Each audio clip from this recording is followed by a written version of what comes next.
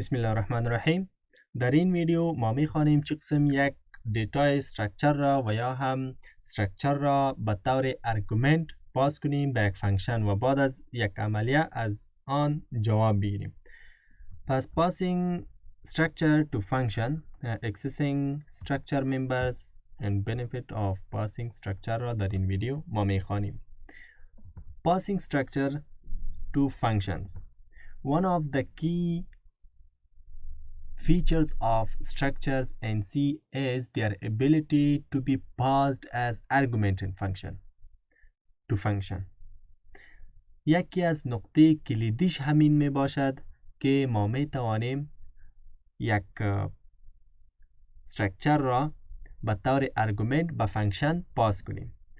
This allows for the passing of complex data structures و برای ما اجازه می دهد و می تواند که بسیار دیتاهای مغلق را به استراکچر که ما پاس کردیم enabling more robust and organized parameter passing in functions.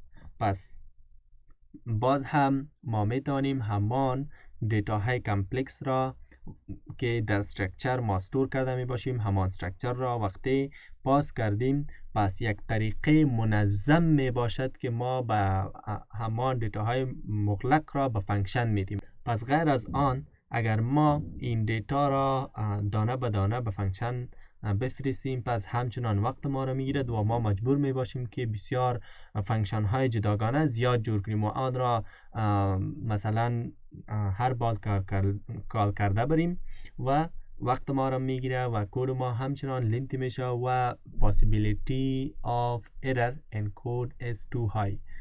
پس در آن صورت possibility و یا امکانات غلطی ما بیشتر میشد. پس این یک راه می باشد که ما همه دیتا خود را استراکچر میکنیم، در استراکچر استور میکنیم، بعد از آن ما آن را میگیریم به یک فانکشن پاس میکنیم تا در آن یک تعداد عملی ها اجرا شود و برای ما نظر به پروگرام ما جواب ما را بدهد. Accessing structure members. پس وقتی در آنجا ما فرستادیم پس میتوانیم توسط داتا اپریتر و یا هم ما خوانده بودیم که از پوینتر همچنان ما میتوانیم. پس ما دو طریقه داریم پس میتوانیم از دات استفاده کنیم چون راحت میباشه ولی در موقع نیاز باید ما از رفرنس آن استفاده کنیم که عبارت از همان پوینتر میباشد. Benefits of passing structures. By passing structure as function argument, it becomes easier to work with related data sets. پس برای ما آسانی می دهد این که دیتا ست ها را ما فقط همه را دیتا ست می گیریم یک مشترکاً و یا یک یونت می سازیم و آن را می فرستیم. پس آسان نشد بله شد.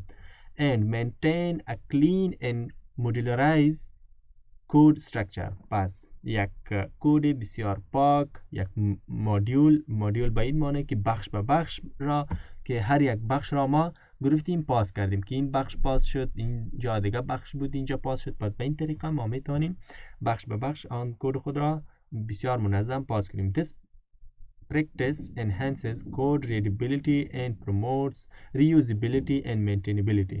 پس این نوع از کد ها چی میکند؟ enhance میکند و یا هم گفته میتونیم به طور عامیانه که بالا میبرد کد ریدیبیلیتی ما را. کد ریدیبیلیتی یعنی دیدن کد ما را یا یک نفر یا یک دیگه کودر بیاید و یا دیگه پروگرامر بیاید ببیند کد را پس زود میفهمد که در اینجا چقدر منظم ساخته شده است. and promotes reusability و همچنان پروموت میکند چی را؟ ریوزیبل. پس چون فانکشن جدا می باشد ما از هر جا بعدن ما میتونیم دیگه نوع دیتا ها را که همین یک عملیه را ازش میخواهیم پس به اینجا پاس کنیم و همان کار خود را ازش اجرا بکنیم و جواب بگیریم. پس میریم به IDE و یک مثال در آن کار میکنیم. hash include بعد ازش include stdio.h و بعدن از مین استفاده میکنیم.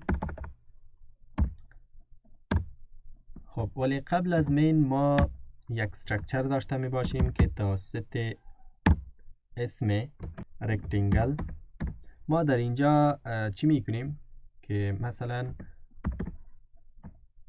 خب رکتنگل. خب در اینجا ما چی میکنیم؟ یک دو بودی را و یا دو بود را داریم و در آن ما سپلین چی می باشد؟ رکتنگل. البته اینجا ای است. پیدا شد رکتنگل. در این ما چی میکنیم که فقط دو بود را داشته می باشیم، یکی و هر دو انت می باشد. یکی می باشد مثلا وید و هایت و یا هم وید و لنت. نوشته میکنیم لنت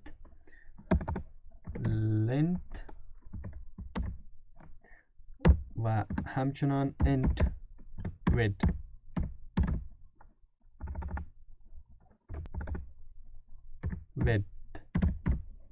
پس در این صورت ما چی میکنیم؟ فقط همین دو دیتا را داریم. میاییم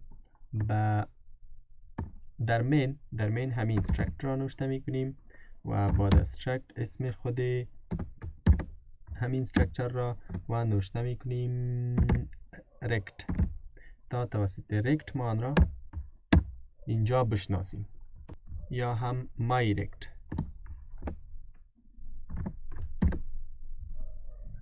خب بعد از این ما میایم معرفی میکنیم همین مای رکت را.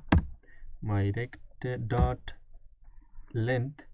لنت را میگیریم مثلا 5 درست است و همچنان بازم مای رکت میگیریم دات این بار وید می باشد و مساوی میگیریم به 3. خب آسان باشد 3. و در اینجا اصلا چی میکنیم؟ ما همین را میگیریم وقتی این را پاس کردیم. فکر کنیم که حال این دو تا قیمت ها دارد، یکیش 5 دارد لنت و یکی وید دارد. ولی برای این که ما این دیتا را به فانکشن پاس کنیم ما چی میکنیم؟ میایم در اینجا یک فانکشن میسازیم توسط int calculate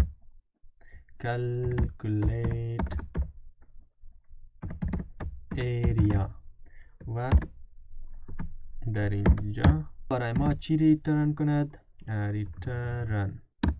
ریترن کند. خب هرچی که ما در این گرفته باشیم بعد از آن ما ریترن میکنیم، ولی باید بیاییم دوباره اینجا و بگوییم که چی را ما اینجا پاس کنیم.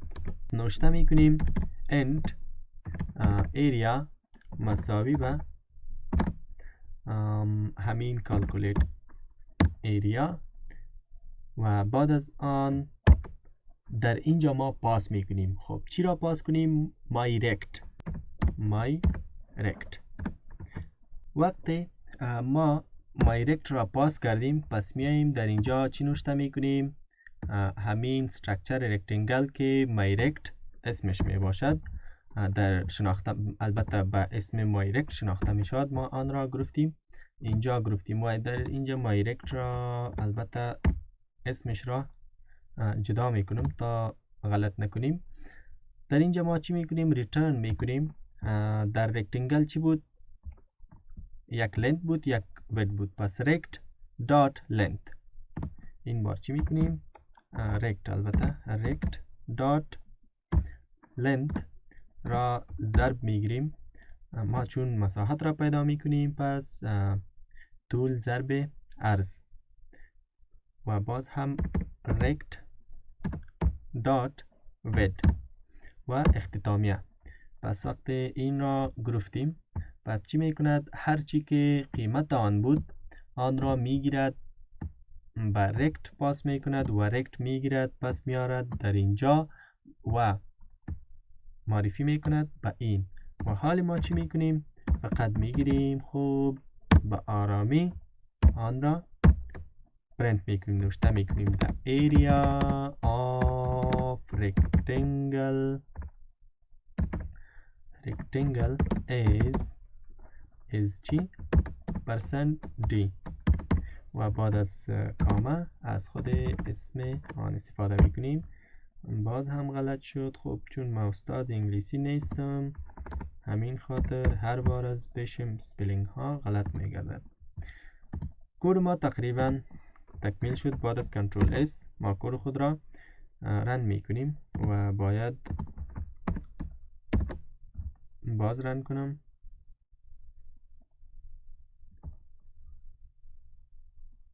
خب ما دیدیم که the area of rectangle is 15.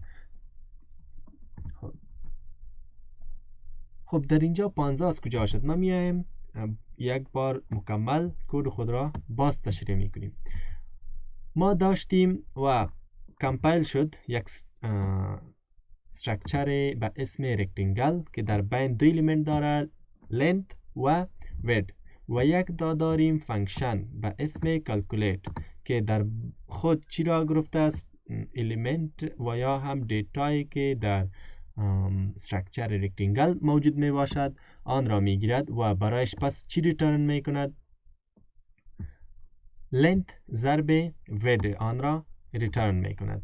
وقتی اکزیکیوشن شروع می شود میاید معرفی می کند استراکچر را. در استراکچر چی می کند؟ این را استور می کند، 5 و 3 را در لنت و وید. بعد از آن می گیرد مایرکت را، همین مایرکت را دیتای البته الیمنت های مایرکت را پاس می کند به این فانکشن. این یک فانکشن می باشه. وقتی در آن فانکشن می رود پس آن فانکشن چی می کند؟ همان الیمنت های هر دو را، همان دیتا های هر دو الیمنت را در خود ضرب می کند و بعداً میارد پس به همین جا می دهد و مساوی به ایریا قرار می دهد.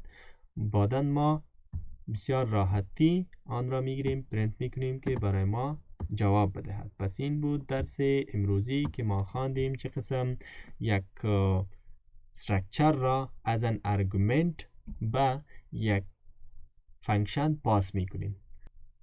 پس تا بعد، خدا نگهدار.